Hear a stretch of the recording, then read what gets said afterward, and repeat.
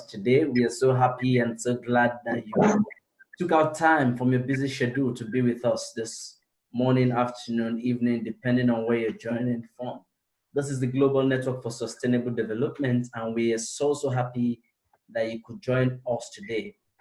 Our mission at the Global Network for Sustainable Development is to contribute to the United Nations Sustainable Development Goals by educating young future community leaders about the principles of environmental and economic sustainability. And we involve them through engaging activities like our peace clubs, which is present in over 7 countries around the world, that is teaching young children in primary, secondary, tertiary schools and the community about how to live peacefully with one another and how to tolerate each other irrespective of the culture, the religion, the gender, the tribe. We are all one. And we also have a sister school project that connects schools from developing world with schools that are already established to support one another and ensure that we leave no one behind. This morning, we are so happy to have a guest facilitator with us, and I will now hand over to Anushri. Before I hand over to Anushri, let me hand over to our president, Dr. Sapna, to give a few words, opening remark, and then she would hand over to Anushri. Dr. Sapna. Sure. Thank you, Stephen. Thank you so much. In fact, first of all, I would like to congratulate my team who have been the front runner in arranging these webinars. As Stephen has already introduced UNSC, and we are also glad to welcome Dr. Simi Mishra for this webinar, which is on a very important SDG and theme. In fact, I personally feel that livelihoods are an important part of, are an important part for rural communities. One of the SDG that is focused on the livelihoods is, that we have to. My own personal area of research is related to sustainable livelihoods. So I do see livelihoods as an important, thing. How we can generate livelihoods for people, all the projects. I will come back to what Connecting Dreams is doing, but first of all, let me just say that having sustainable livelihood is very important for rural communities. We live in urban areas, but in rural areas there are many people. Even if we talk about post-COVID-19, many people have lost their livelihoods. The other day I was attending one UN summit where they were talking about loss of livelihoods, and millions of people, even alone in India, they have lost livelihoods. Government of India is trying very hard to see that uh, how we can support people. One of our big scheme, Manrega has been revived for people in India. People had to migrate, labor had to migrate from urban cities, they are reaching villages, but there is no employment for them. So in that context, especially pre-COVID, we were struggling with rural livelihoods, but post-COVID-19, it is even more struggle and it is even more challenging to see that how people are losing livelihoods. Losing a livelihood means that people have no food, no nutrition.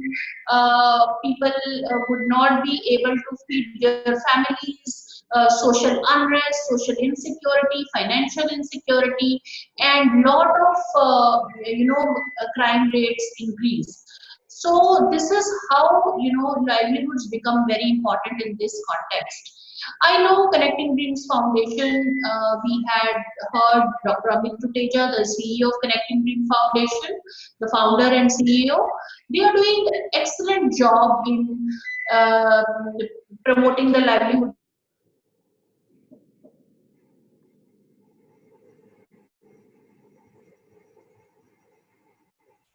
Did we lose Professor Sapna? Are you still with us, Professor Sapna? I think her network went off. Okay, while we wait for her to reconnect, I would now hand over to Dr. Ashima, the Vice President of Sustainable Development Goal, to introduce our facilitator for today. Dr. Ashima? Thank you, Stephen. So once again, I welcome you to this session on enhancement of livelihoods and sustainable development goals. Dr. Sini, welcome you, and we've been looking forward to this session. I hope it's very informative and we all get to learn something new about it. So Dr. Sini, I'll just introduce her in brief.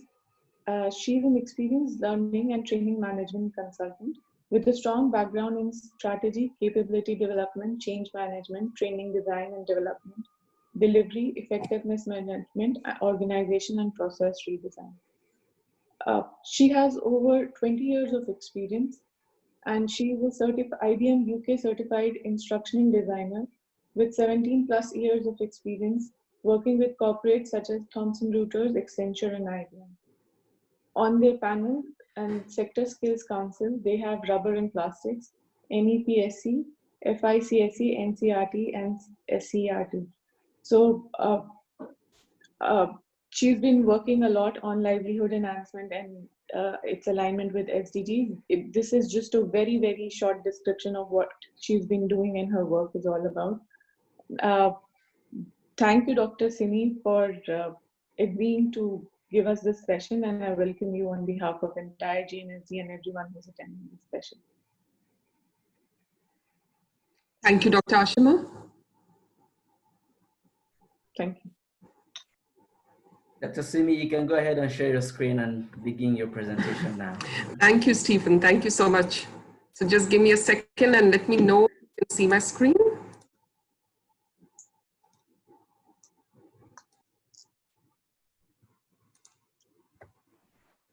Yes. Can you see the screen? Yes, we can see the screen now. Okay, this is awesome. So let me kind of, get started without any further delay. So first of all, thank you very much for having me here. But more than that, I think thank you very much for setting up this wonderful platform where like-minded people can kind of come and discuss their work, showcase their work. They can also kind of discuss their problems and challenges and just kind of, brainstorm and learn from each other.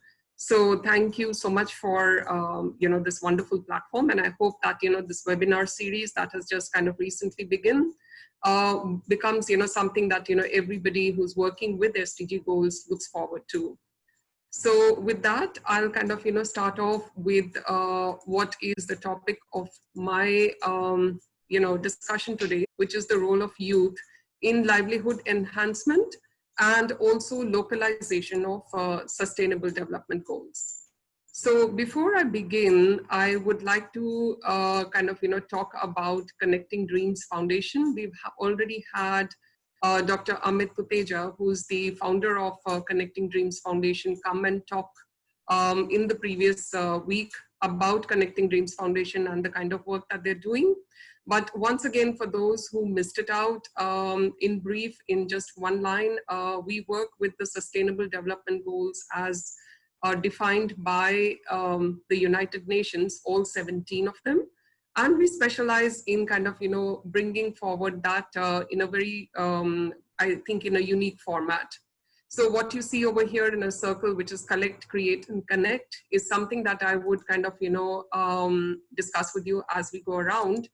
So we work with the youth, and this is Connecting Dreams Foundation. We look upon it as a platform for youth and the academia to come together and create, meaningful and sustainable development and convert the dreams of the communities into reality. And with that, I come to our vision and mission. Our vision and mission is to basically create change makers in our communities through a systemic model of entrepreneurship, wherein what we do is that we solve the community-based, SDG challenges, but in the same time, we are also creating change makers And these change makers are nothing but the youth. And therefore we are, connecting the youth with the community, with our sustainable development goals. And our mission is and vision is to actually kind of have about 10 million SDG challenges solved by the year 2025. With that, I would want to kind of show a very small video, which we call our SDG and Connecting Dreams Anthem. So just kind of, listen to this. I suppose this kind of, speaks volumes.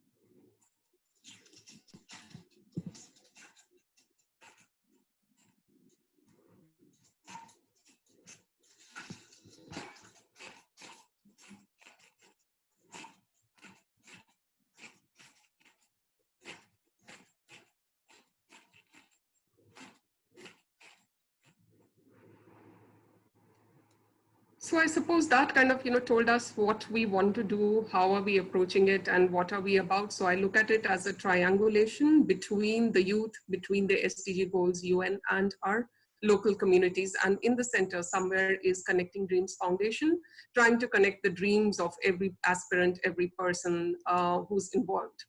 Now, when we look at the SDG goals, I think, I'm speaking to people who all work over here. We know that, we have 17 goals. We have about, 169 targets. And it's not an easy job to kind of, fulfill any one of these targets. Dr. Sapna Narula talked about her specialization, which is, livelihoods in the rural areas. And as we go along, we would see that, each one of these goals is actually broken into sub-goals, has lots of, different types of targets that are there. And it's not an easy task to even fulfill one particular goal in one community, forget about a country. So it's a daunting task. And this daunting task can only be done if we kind of, work with actually taking what the United Nations has actually told us and localize it. But what does really localization mean? What does it really mean to say localize the SDGs? We're working towards an alignment which is kind of dictated across the globe and agreed upon as 17 different goals. But what does it really take to localize? To localize, in my opinion, it takes creating local spaces, and these local spaces are the key sites of delivery and development and actually actualization or unraveling and working towards each of the goals. So in a way, what's going to happen is that we work with the local government, we work with the local communities, we'll work in areas in and around ourselves, but eventually our top goal or our ultimate goal is going to be the sustainable development goals that the globe has for us. So I mean, on the screen, you can see a very nice quote, which I thought I could not better. So I'm just kind of, leaving it for you to read. This is from the South African Local Government Association. And it kind of just talks about that, localization is creating of local spaces, which is the key site of delivery and development, and such that local government is central to the success of sustainable development. So yes, local government is kind of, very, very key and important, but can the governments do everything that they have to do without the support of the people and the community? And if I throw that question to you, I think the answer is absolutely not. They need the support of the community, they need the support of people, they need the support, I mean, eventually, who is the local government? The local government is us. So eventually, it's up to us to kind of, pick up our issues, our problems, and kind of, start to work together. Now, shifting goals, I'm going to talk about India. And in India, if we look at today's scenario, we have the world's largest population of young people in India, all under 29 years of age or 25 years of age. And probably this is an unprecedented kind of a youth population where everybody is kind of, the rest of the world is usually kind of seeing a decline or maturity in their population curves. But India is kind of exponentially increasing. And therefore, what it means to us is also that, there is a big population that we have at hand, which is ready to kind of, work and is ready to kind of, do a lot of, is kind of, hands and a resource that we have. In fact, if you look at it, India is the home to 1/6 of humanity as of today. Now, having 1/6 of this humanity and mostly young people, I think, it comes with a lot of power and a lot of responsibility. So the power is that, we do have these human resource that is there with us, and we could kind of, keep on utilizing or capitalizing upon the energy, upon the power, upon their availability. On the other hand, because we are 1/6 of the world, we also have, I think we shoulder 1/6 of the responsibility of making sure that the SDG goals are translated in a manner that they're supposed to. So that's a lot of responsibility. And with that, I think, if I look into what do the youth think in India in specific, we've done a small survey, and this was done by the World Economic Council. And the World Economic Council actually told us that, the youth of India today want to contribute, want to do a lot of things, and about 34% of them feel extremely strongly and want to kind of, contribute in their local areas to make this a better world. At a global level, we do have, Greta's and a lot of, other people who kind of, after Greta, have kind of, started emulating and adopting the same model. But in India, I think there does have, while there is a potential, we're still not capitalizing that potential to the largest level or to the best level that we could. It's starting, but it's not, where it should be. So Connecting Dreams Foundation actually kind of, looked upon this, and we are, not only working with youth clubs like you. So we do have, youth networks that are inside of college clubs. So we work with universities and colleges, and each of the colleges that are associated with us has a club inside it. And each of the clubs has, up to, I would say on an average, around 40 members, and an absolutely wonderful team that is kind of, absolutely dedicated to making a difference in their local environment. Now, as we think upon it, we think that, our position in India, because of its youth potential, because of it, the way that it is positioned today in the world, it's a very, very innovative approach to localizing SDGs and also making sure that the SDGs are kind of, converted into actionable items and finally, actionable outcomes that make a difference. So we have come up and we've kind of, struggled to come through with this model that you're kind of, seeing on the screen. We have two separate models, and we've struggled to kind of, learn, and we've not, come across them through textbooks. We've kind of, learned it the hard way through failures, through mistakes, and through kind of, doing a little bit of innovation. And we've come across two different models which are separate for the urban and the rural. So in the urban models, what we do is that we work with college chapters. We, train them. We kind of give them a toolkit, and we ask them to kind of, identify problems in and around their local community or any problem that they feel passionate about. Because we don't believe in a top-down kind of approach. We believe in a bottoms-up approach. If the community actually has a need and is wanting to kind of, or is aspiring or has a dream that, I need good clean water, I need a place which is sanitary for me, I need good health, I need livelihood which is, enough for me and my family. So those are, cries or dreams that the community has. So we think that, rather than kind of, choosing one particular SDG goal and saying that, hey, I'm going to work on SDG goal number 12, 4, and 6, we rather kind of, leave it open and look at the community and then kind of decide what is it that the community needs and turn our solution, which is, community driven. So our approach is a little different from most of the foundations and the NGOs that work in this sector. So how we do it, I think I've already kind of, told you a little bit about it. We work with a process which is the 3C process. We give them an online training, which is, the I2A Academy, as we call it. And we also conduct multiple boot camps. And this is the training toolkit that we give to our youth.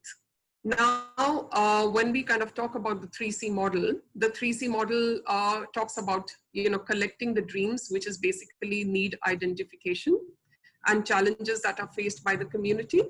We then kind of, craft solutions that might kind of, we think would kind of, serve the process or serve the purpose. But there are chances that we may have to either pivot our solution, or we may have to kind of, choose a different route. But once we have identified what our goal is and what our target is, we don't shift that. We don't kind of retrofit. We try to kind of, use multiple approaches to reach the same goal. And this is what happens in the create solutions phase, as we call it, or phase 2. And then having identified the process and having kind of, interacted and done our work, we move on to kind of, changing lives, which is to create a sustainable model for each of the initiatives, so that once we move out of the community is able to still sustain itself, which is very, very important. We don't want to build any kind of dependency on ourselves. So we kind of, impart the skills that they would need, whether it is, livelihood, whether it is kind of, doing some things differently, or marketing, or depends on, what they want. But we want to move away and be the guide on the side, rather than kind of, being the doers. And in that process, we kind of change lives and teach people to kind of, sustain themselves. And therefore, this is our model, and this is how we are kind of, working with our youth. And that's it, for the moment. In the past year, I just wanted to kind of, share this with you, and I'm really proud of this. In the past year, which is 2019 and 20, which we call, our dream season, we actually kind of, impacted more than 150,000 people through one of our programs, through another about 1,700, through another more than 4 lakhs, etc. So these are some of our impact figures, and you can see that we reached out to more than 80 plus communities. We created more than almost 12,000 change makers. We did more than 265 projects, and so on and so forth. So this is what we could achieve with the power of the youth with us, and of course a lot of mentors, etc. So with that, I hope it's clear that the kind of work that we're doing and our model, it's not only unique, I think it's also very different from what you would normally find anywhere else. So I now would want to kind of talk a little bit about our current initiatives and what we're doing. So our current initiatives, we actually have 3 or 4 defined areas, and these we call our programs that we offer.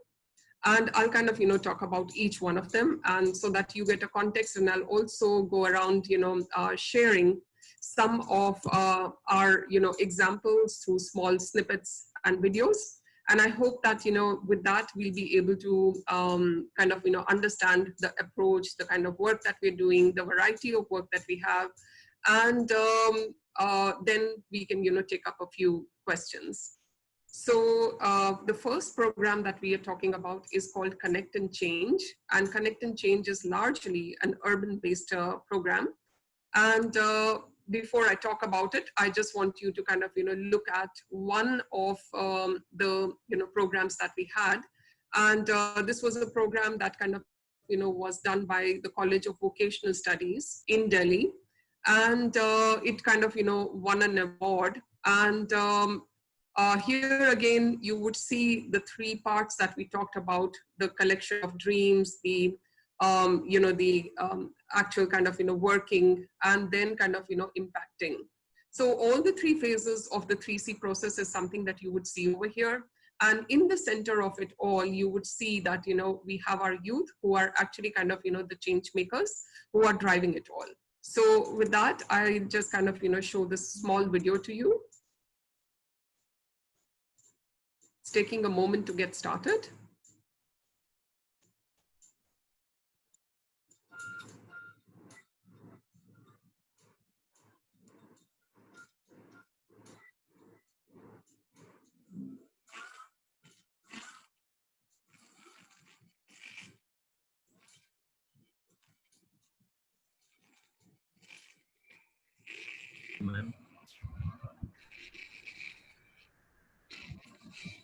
Excuse me ma'am, आवाज नहीं आ रही है। Hello hello ma'am. You can't hear? I'm just kind of putting it to the maximum. Sorry about that.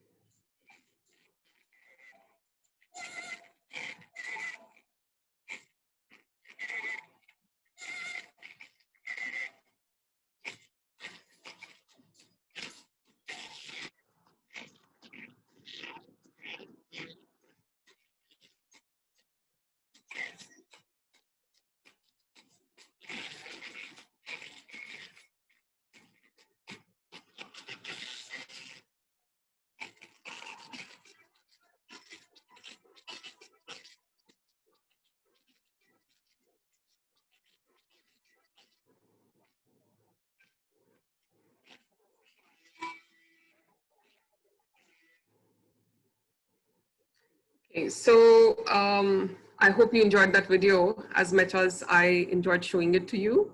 So this was a very small project in a community in the slum areas of Delhi, wherein the college students actually pulled, literally kind of, pulled the women out of their homes to support them and to make them economically independent. What they used and what you can see on the screen is also dried rose petals. And they were actually kind of, taught how to make potpourri and how to kind of, market it, how to package it, and how to kind of, take it to the market and sell it and make a profit for themselves. So the SDG goals that were impacted were number 1, 3, 5, and 8, wherein decent work, economic growth, gender equality, good health, and no poverty were the SDG goals that were supported and touched upon it. So this was one example. I have for you another example, which is also similar. And I think, words and, the video will kind of, tell the tale better than I do. And this is a very different kind of a project. It's about a social awareness campaign and really painful. But I did want to kind of, share this with you.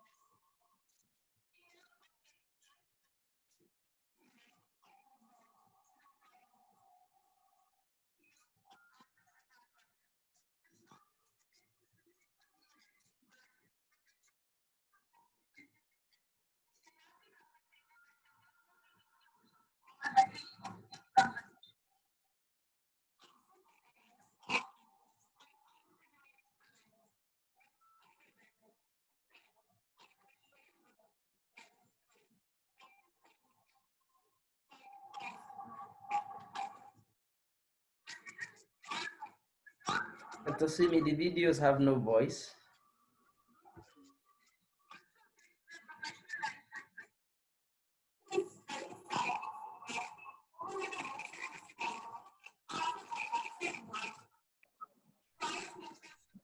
Simi, there is no voice. Simi ji.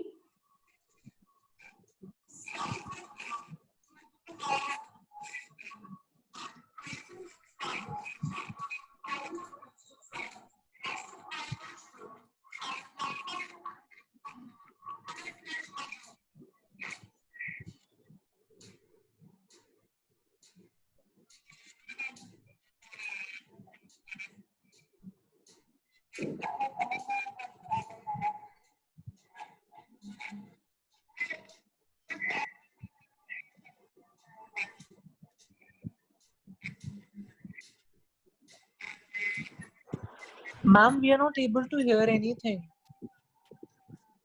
Okay, so I am getting the feedback You that could, people maybe aren't. Simi, you can explain. Yes, Yes. I will explain this. So as you can see, this is, project which is a social awareness campaign, and you can see that, we were working, or this particular college was working with women who have been attacked and acid has been thrown onto their faces. And usually these incidents are pretty common in India, and it's a very shameful thing that they are so common. And it's, usually a vengeful attack, mostly on young women. And this is basically something to kind of strip away not only their identity, but also to kind of, make sure that this is an irreparable loss that is there. And when the person kind of, goes on to live and survive the attack, it's always with a big scar. So the College of Vocational Studies, started the social awareness campaign, which is called Project Ashai, or if I translate it into English, this is, Hope. So it's Project Hope, wherein we are talking about, reduced inequalities, peace, justice. And what was shocking was that even with the, COVID-19 being there and people not really stepping out of homes, we still had, incidents of acid throwing happening on young females, and it was a very, very shameful, issue that was there. So students from the College of Vocational Studies actually got together, and they pledged to stand in support of these acid attack survivors and help them kind of, get trained and put a platform together for them so that they can, revive their livelihood, they can regain back their identity, their confidence, and get on with life. So it was a very, very, I think it's a project that kind of, touched the hearts of many, simply because it was a problem where people didn't know what to do. Because acid attacks are usually personal attacks. There is no precedence, there's no guarding against it, that, it might come from this direction or that direction. And as one of the, people in the video, which you could not see, but, was explaining, that her attack came from a person who was kind of a relative of hers, a member of her own family. So you can imagine how much of a pain that person actually kind of, goes through. So this project really was one of the loveliest projects that we had during the dream season.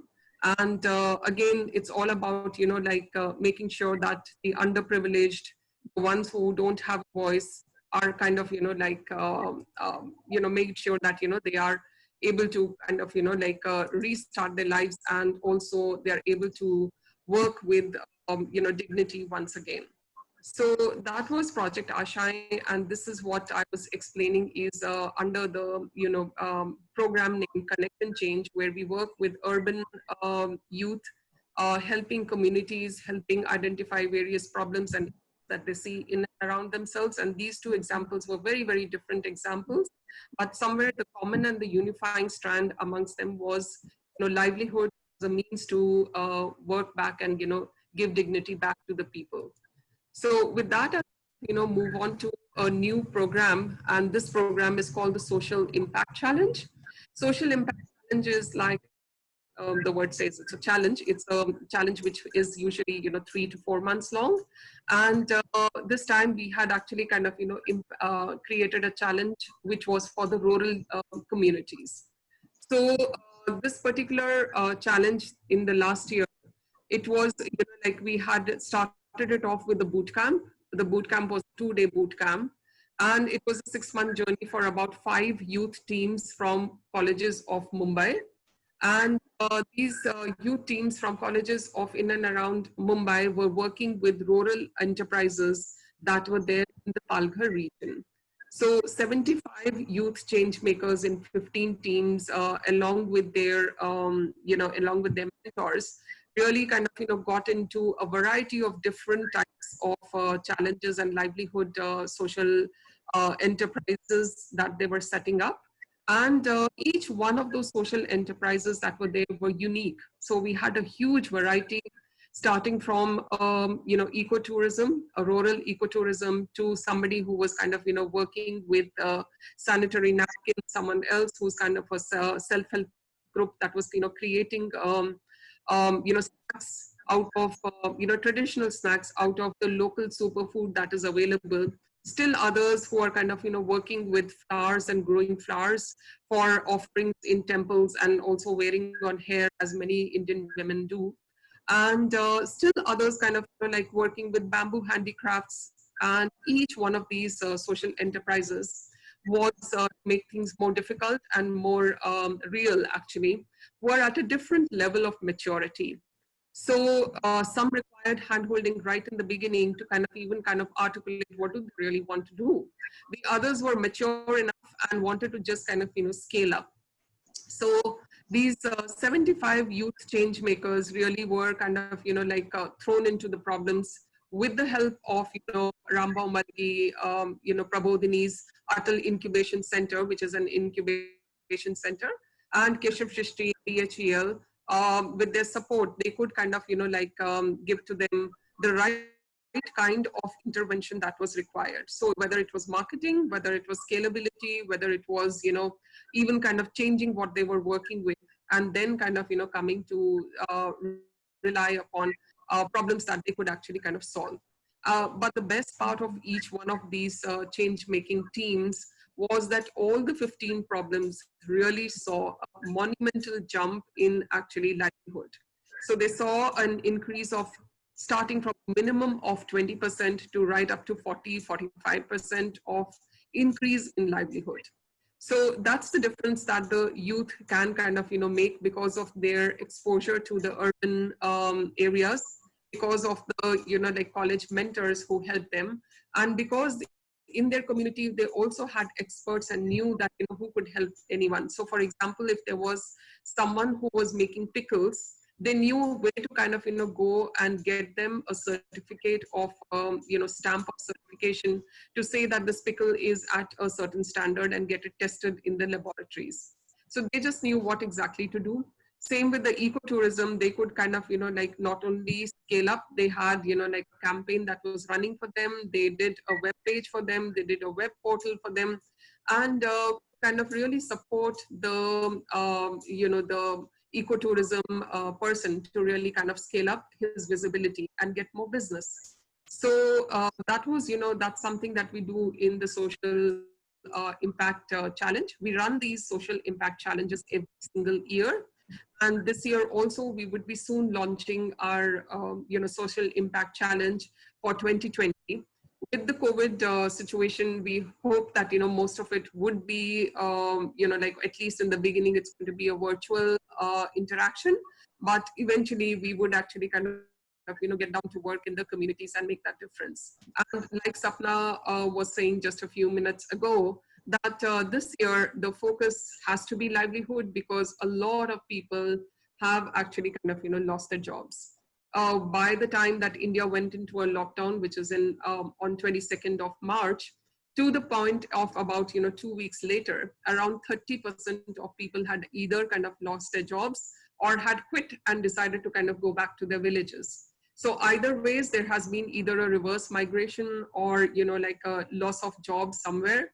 So our social impact for 2020 is going to be focused on bringing back livelihood and making India resilient, and it's open to all the youth across, all over India. So I would not play, I had a video for you, but then I don't think I should play it because of the problem in the volume of the video. I would encourage you all, however, to kind of, go to our webpage. We are there on Insta, Facebook, Twitter, everything. So Insta and Facebook would have these videos there. I would encourage you to kind of, go and take a look over there. So that was what we do in the villages in the rural areas. I'm now kind of, moving on to a program which we did for the first time this year at a scale, not that we did it for the first time, but the scale at which we are doing it this time. This is Change Makers for the Gram Swaraj.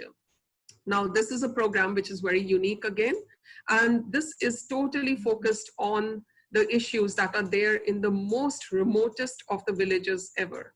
So we had actually, and this is a photograph that you see from a boot camp, and some of the members, I mean, you can see Amit over here. I don't know if Alok is there, but I know Sheetal is also there listening to this.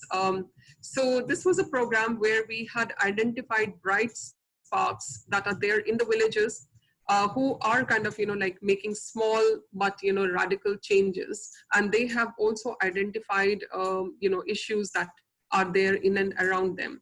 Again, like the urban areas, their problems range from drug addiction to education for the girl child, to working with thalassemia, to building, libraries for the school children, to kind of, just doing mechanics of a tractor to make it cheaper and easier and affordable. So wide variety of people, diverse kind of, issues that they were solving. But all of them, again, had that common thread that they wanted to kind of, make a difference in the lives of others around them. And they wanted to kind of, localize the sustainable development goals. So we kind of, worked with these people and gave them a boot camp, told them the methodology. And Alok, who you see on the extreme right-hand side, is a mentor for this particular group. And he's kind of, making sure that the small bunch people, even in the remotest of the villages, through WhatsApp, through regular calls, are able to continue to kind of, gain from him and his guidance. So this is a program that we hope that, we can replicate in more villages this year and make it at a grander scale. So having said that, I think, this is just one of our people that is there from the Gram Swaraj project. Having that, I think, this is what I wanted to kind of talk about. And this is where I think I would like to stop. As a summary, I would say that, again, it lies with us that, the responsibility to make a difference in the lives of ourselves and others. I think it's up to us to kind of, take things into our hand and work with our communities and work with our people in and around us to bring about a difference. So Connecting Dreams Foundation, from that perspective, uses youth and their potential. And we hope to continue to be along this journey this year as well. So with that, if anybody has any questions, I'll be more than happy to have a discussion with them. And I also see that Amit is here with us. So Amit, I would invite you also to kind of, join in the discussion. Thank you very much. I think there are a few questions, Stephen. Yes, we have some questions. We have a question in the chat box already. But if you have any question, just use the raise hand function. It's found below your screen. Can I stop sharing the screen? Yes. Okay. Thanks, Stephen. You're welcome. So if you have any question, just please indicate with a show of hand. Retika, can you please go ahead and unmute yourself and ask your question? We have a question. Okay, so I can see one question from Ritika. Ritika, if you're there, you can kind of say that to me, else I'll read it out from the chat. Yeah, ma'am. Just I wanted to ask that how can we make a difference virtually? Like you said, during COVID, we can't really go out to the community, and you said eventually we'll have. But right now, what is the plan of action? So Ritika, during the COVID time, we actually had run, like a very different kind of a program along with our partner, AIC RMP. And we called it the ICAN, which is India COVID Action Network. Now, this was a network that we initially started with Mumbai and Delhi, and hoping that, our communities that we were working with at the time of COVID, we just can't, kind of abandon them. So what we started to do was actually start off with something very, very small, which is to say that, okay, because of a lockdown, you don't have food. So let's kind of get to you essential supplies like sanitizer, water, food, medicine. And then as we went deeper into the lockdown, the requirements changed a little drastically. And people wanted to kind of, go back to their villages. And we were talking about, urban areas. And urban areas have a lot of migrant workers. Now, these migrant workers could not sustain themselves for more than a month.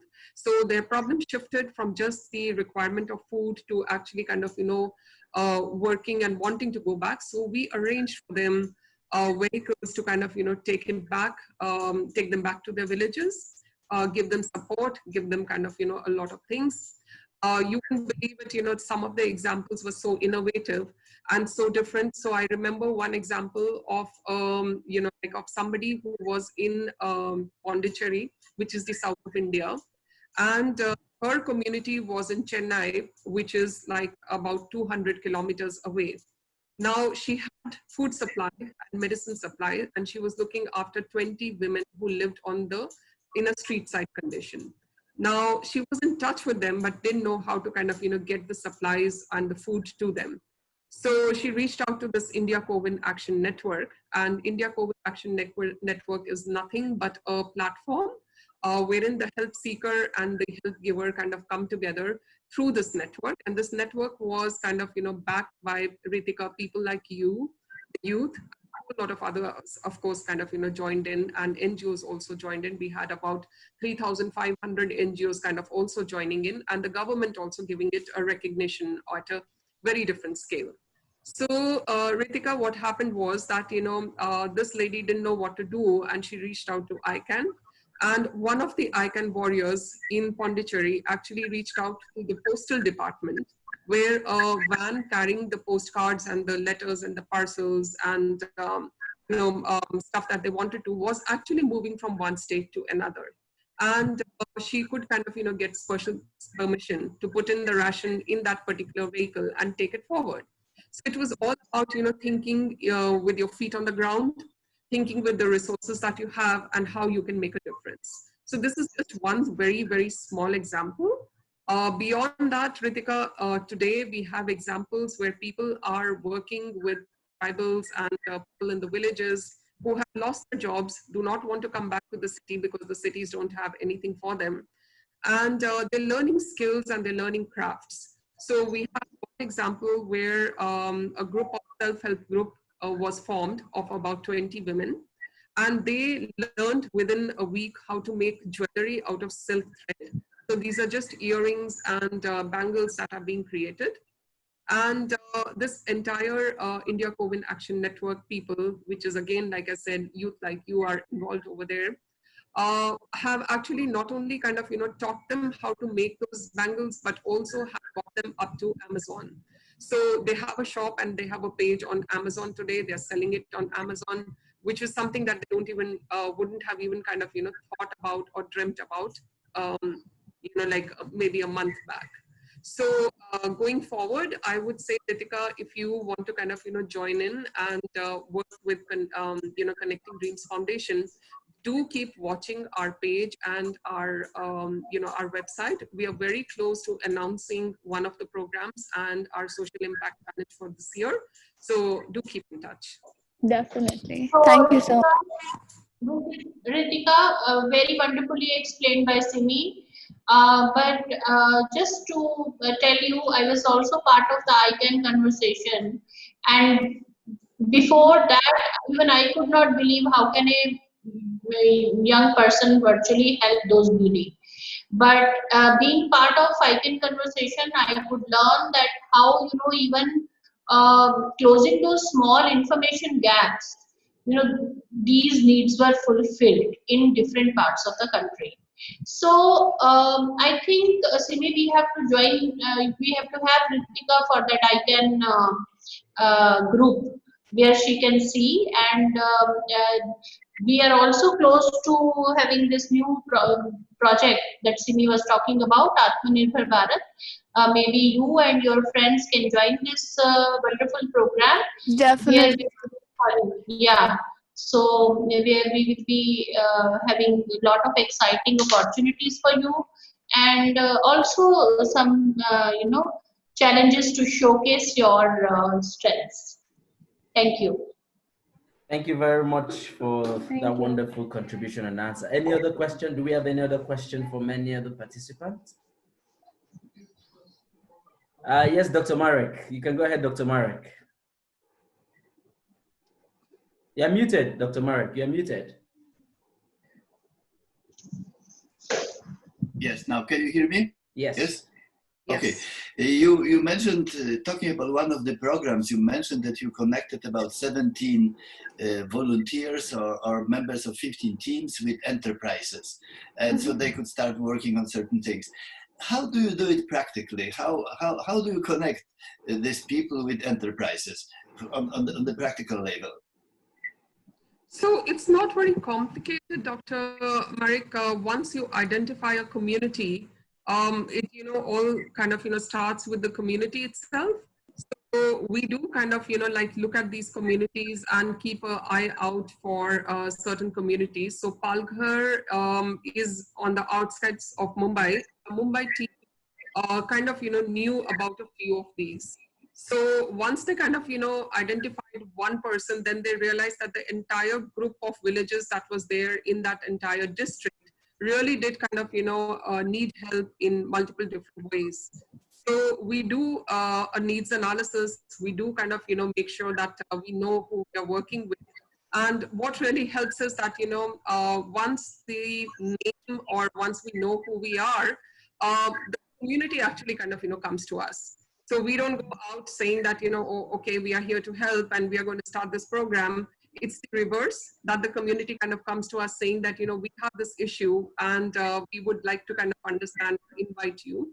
So we work with local governments, we work with the local administration, we work with the villagers and their heads, the panchayat as they call it in India. And also there are direct connects that a lot of our college students and volunteers have with the villages. A lot of them kind of visit these places or come from these places. So identify the problem, it's not really that difficult. So I'll do this yes. a little bit. Dr. Marek, good evening. Simi very well explained the entire process. So it's a very well thought process that we have developed over last 5 to 6 years, where we spend a lot of time before we do this connection with the colleges. We spend a lot of time with the communities. We identify the partners on ground. So like the example that Simi was giving, Palghar, we have a very good partner in terms of a local NGO who has been working there for last 15 years. So with a lot of discussions, with a lot of visits, we identify the key challenges these people are facing. So based on these challenges, we invite applications from these colleges that who would like to work with which particular kind of enterprise. And then we do a proper thorough matchmaking.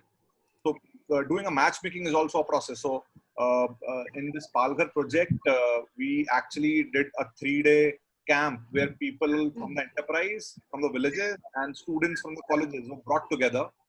They stayed together for almost 3 days, went through different exercises to identify a proper partner with whom they can work, with whom they're more comfortable with. And once that relationship is established, then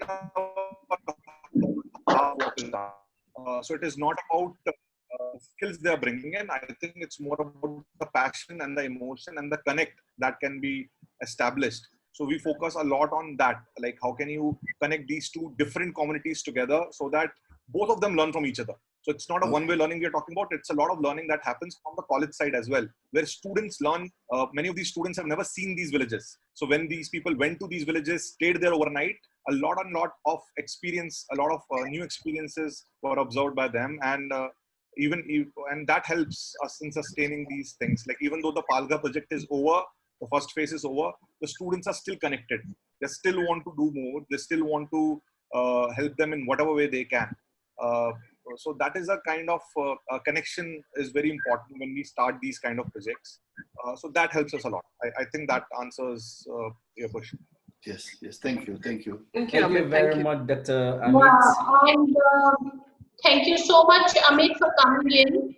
In fact, one of the strengths of Connecting Dreams Foundation is the local partnerships.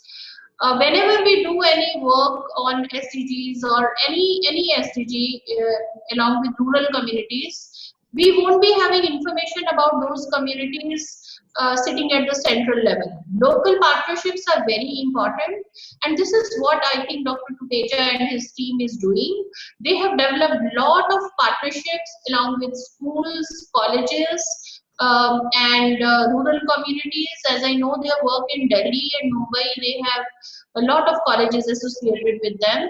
So I think the key of this lecture is that we can, if we have the willpower, we can help anybody, right? Sitting from the home. Number one, and second is that local partnerships are really important. Thank you so much, Dr. Simi Kher and Dr. Amit Tuteja for this talk. Ma'am.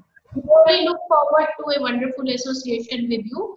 Now I would like to invite Dr. Ashima Mathur for her vote of thanks. Sapna ma'am. Hi, yes, Ansari ji, yes. Yes, you have a question? I think he has dropped off the call. He has a question, I think. Are you there? Do you have a question? Okay, I think he has gone. No, I think we lost him. He has muted himself. Oh, okay. He lost connection, maybe. I don't know.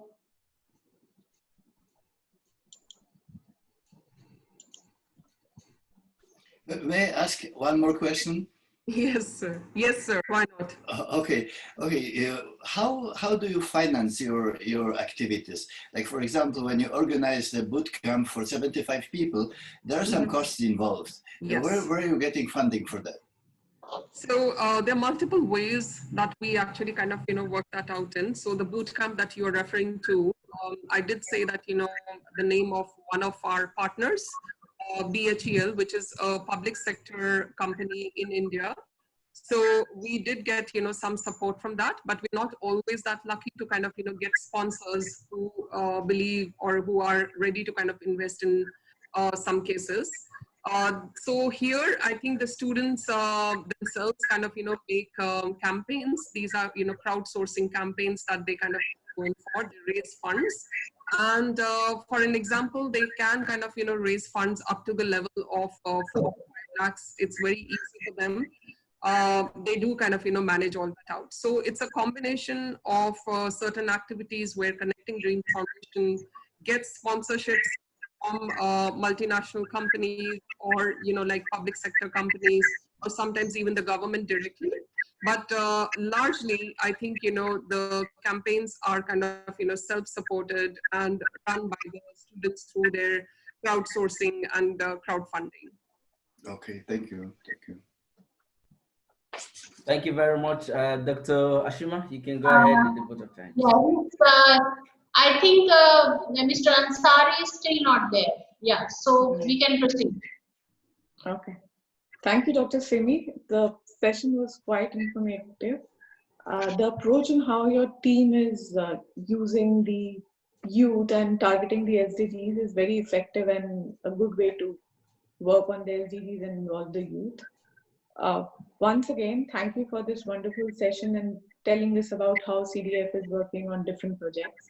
Thank you, Dr. Tuteja, and your entire team of working on these SDGs and collaborating with us and telling us as to how you're working. It was a pleasure to have each one of you on the session. Thank you for joining us. Thank you for taking out your time. Thank you, Dr. Sapna and the entire team of GNSD for working on these webinar series. If I'll just it's a very short thank you. I mean, for what each one of us is doing for the SDGs and making changes. If anyone has any questions, you can write us back, and we look forward to having you in our other sessions as well. Thank you so much, and have a great day and evening. Thank you. Thank you. Thank you very much, Thank you. everyone. Bye-bye. Bye. Thank you.